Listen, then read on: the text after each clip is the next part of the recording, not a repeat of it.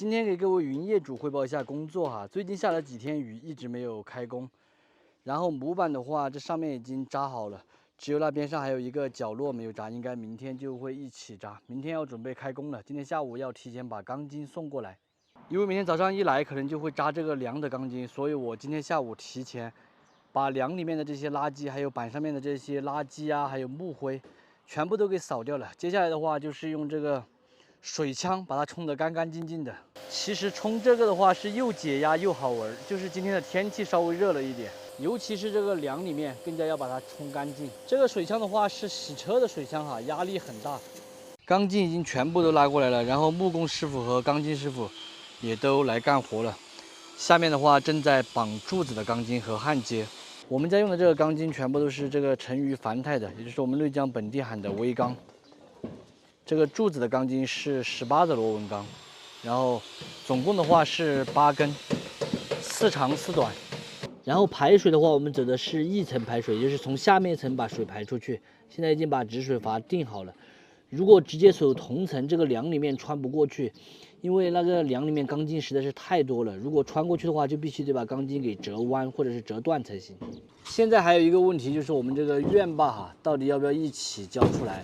然后浇的位置要不要直接挨着那个马路？因为我们这里啊，这个公路上面经常都有60、70吨的这个重车过，如果直接和这个马路接起来的话，会不会对我们这个房子有影响？因为这边的话是一体的嘛，然后重车一压，会不会就是往我们这边挤压这种感觉嘛？虽然说肯定不是很大幅度，或者是每一次有几丝，或者是有震动，感觉现在就不知道这里到底要怎么处理一下了，是直接给它混凝土浇平马路，还是浇高一点？大家有没有什么好的意见？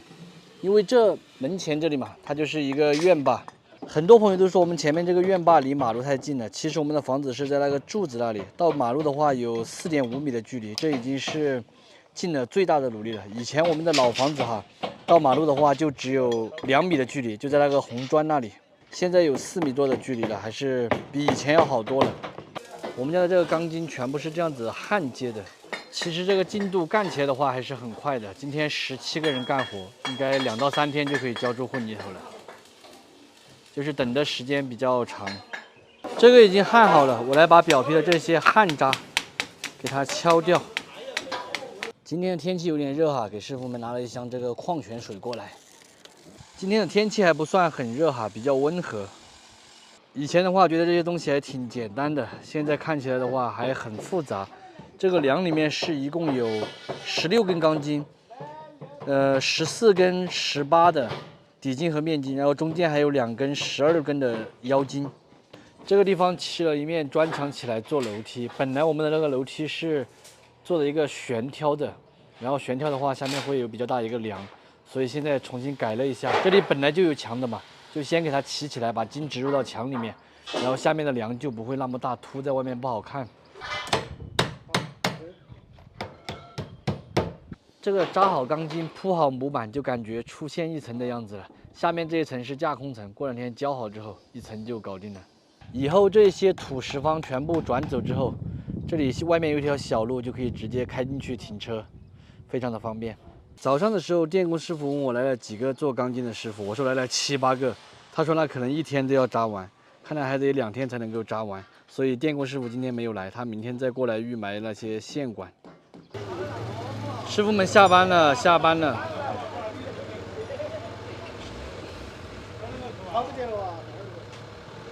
5点钟了。